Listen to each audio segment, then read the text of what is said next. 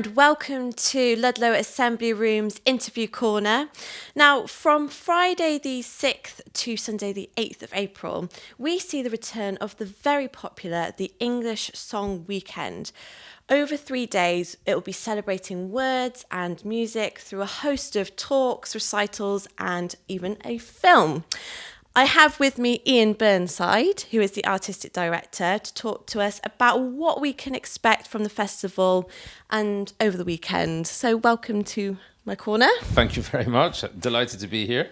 Let's just start, first of all, with just a background of the festival and the history and where it started. We've been doing this Weekend of English Song for 20 years now, but it hasn't until recently been an annual event. It started off being every 3 years, then we went every 2, and now we've taken the bold step to make it annual because we think that's the only way that you can really become recognised in a kind of national or international landscape. And because we believe that there's enough terrific material out there to merit it. I mentioned in the intro there about it being about words and music. And obviously in the title, it's the English Song Weekend. But what kind of content can we expect from this weekend typically? They're mostly the sort of core activity, if you like, is classical art song recitals of a singer or a group of singers with me at the piano. Now, we vary that a bit in that sometimes we have other instrumentalists. This year we have phenomenal flautist and oboist and a wonderful string quartet. And we also have a choir. And so it's not all the same sound world, but it is essentially classical music, often from the early 20th century right up to today. And we have a couple of commissions and premieres this year.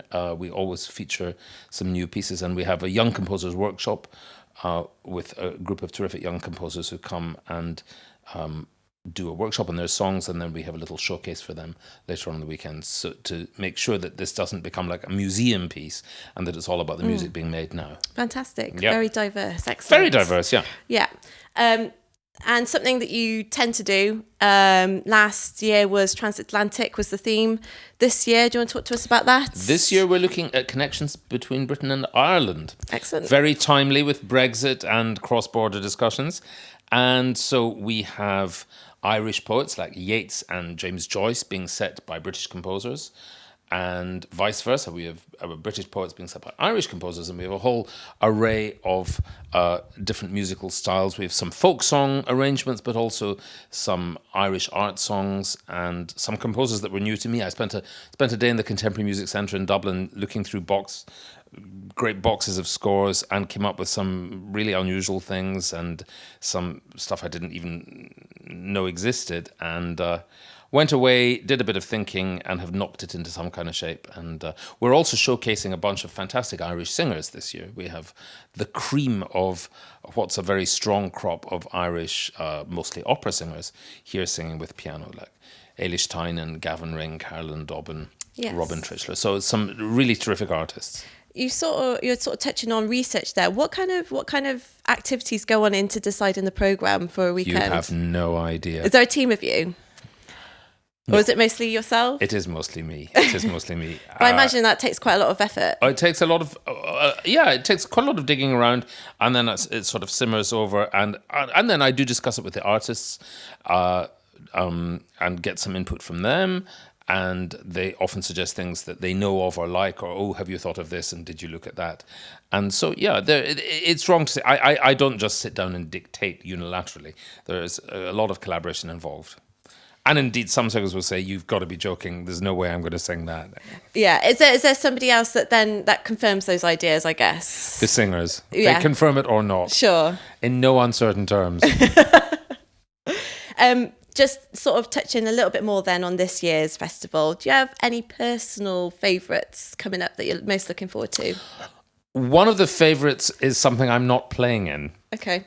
There's a marvellous piece called The Curlew by a composer called Peter Warlock, which is very dark and very melancholy for a tenor voice with a string quartet and 2 wind instruments, flute and cor anglais, and that is the most marvelous. It's one of the jewels of the repertoire.